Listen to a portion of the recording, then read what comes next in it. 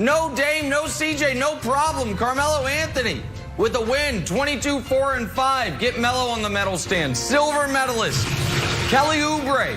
After arguably the worst game anyone's played in the NBA all year, Kelly Oubre responds with a career high in a blowout win over the really struggling, gotta be concerned now, Dallas Mavericks.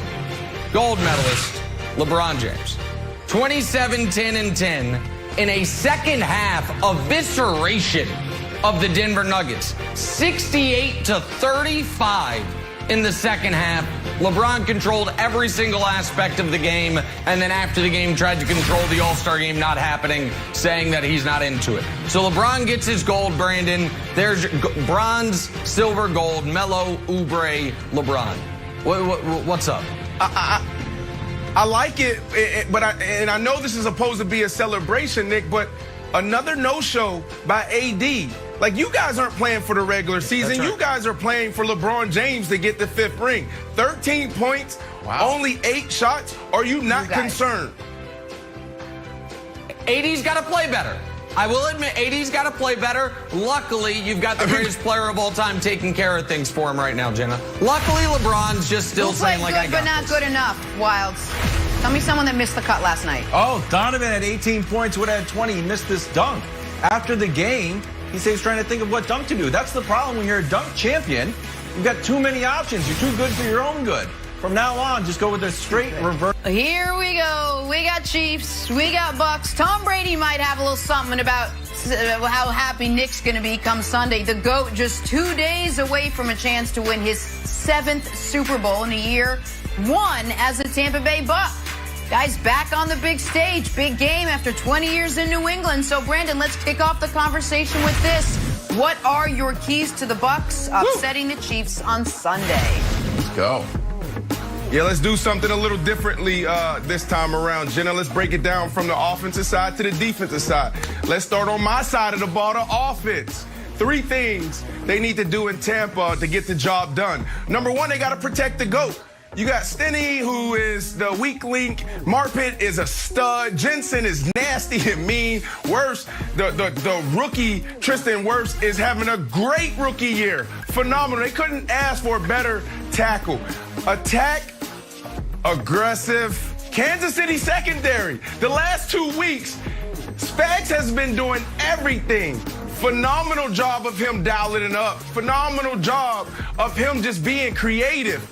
But you have to attack these guys because you have a Mike Evans, because you have an Antonio Brown, because you have a Gronkowski, because you have a Godwin. Look, that's not what's going to win you the game, because I truly believe point number 3 is it. That's the path. But when you get your matchups, take advantage of it. And the last thing, running backs have to step up big. I want to see at least 10-plus catches from these guys in the backfield. Leonard Fournette, we're talking about breaking tackles. We're talking about 3rd and shorts, red zone run game. And also, like I said, catch the damn ball. Let's go. Those are the 3 things they got to do to get it done on the offensive side. What do you got, Nick and Wilds? Well, I'm a little confused by your first point, Brandon. I don't know why Tampa would be focused on protecting Patrick Mahomes. I assume that was a graphical error. But aside from that, it all makes sense. I said goat. I do. Yeah, I know what you said. That's why it was so odd to me.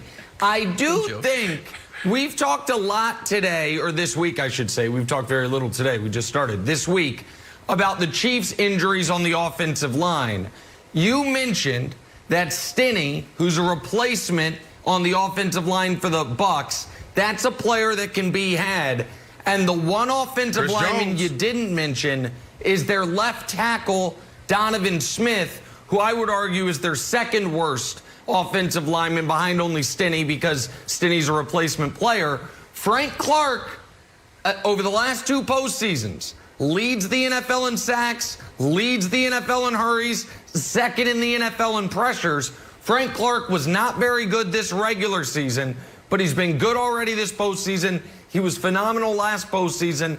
I do wonder if Frank Clark can get some advantages on Donovan Smith. And as good as Wirfs has been, and you're right, you keyed on him since they moved up in the draft to get him, I think at number 11, he's been very good. It's also a rookie playing in the Super Bowl. Right. So I do think, Wilds, there's going to be some opportunities to get pressure on Tom Brady, which obviously throws the Bucs' entire offensive game plan askew.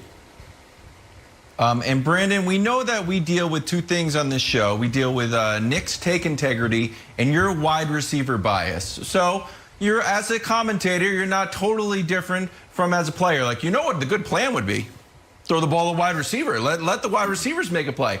But friend of the show, Right. Tyrann Mathieu, is going to come on in the next few weeks, and if he brings up this graphic, says like, hey, you thought like aggressively attacking was the plan? So in all seriousness, how do you do both things? How do you worry about Tyrann and attack aggressively?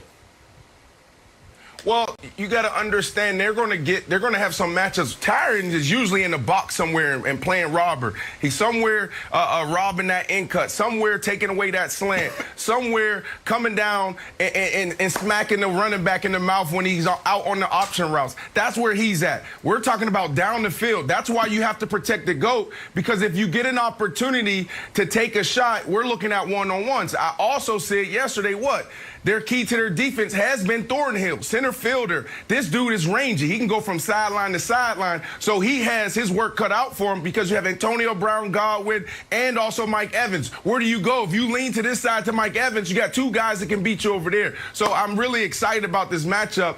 It's going to be a chess match between Spags and Tom Brady. But I got to go to the defensive side. Is that okay with you guys? Can we play a little defense? Yeah, let's. All right, here we go. Yeah, let's do Pressure without blitzing. That's number one. This D-line is relentless. They can win this game by themselves. You got Sue, you got JPP, and you got Shaq Barrett all playing at an all-time high right now. That's number one. They can get pressure on this quarterback without blitzing, and the key to that is if they do that, now you got your DBs and you got your linebackers that can play more coverage. But Todd Bowles, and this is point number two, has to disguise. Because if you go up there and try to blitz, you're going to get ran off the field like you did in the first half in week 12. So many teams tried to blitz them. But you can't just sit back there in soft zone and play deep and show Patrick Mahomes, Andy Reid, Eric Bieniemy exactly what you're going to do. They'll pick you apart. So you got to do a good job of bringing some pressure, but pretty much playing soft zone, playing deep, not letting that guy get behind you and disguising it so you can make it a little tough and make Mahomes hold the ball for a second or two, a click longer, so that JPP and Shaq Barrett can get to you. And the last thing, Nick, your boy, you got to contain the rush when it comes to Mahomes. Contain rush this guy. If you let this guy get out the pocket and extend plays, it's lights out. You have no chance. This dude is deadly outside the pocket. We know that. He can make all the throws. He can throw across his body. He can throw 40.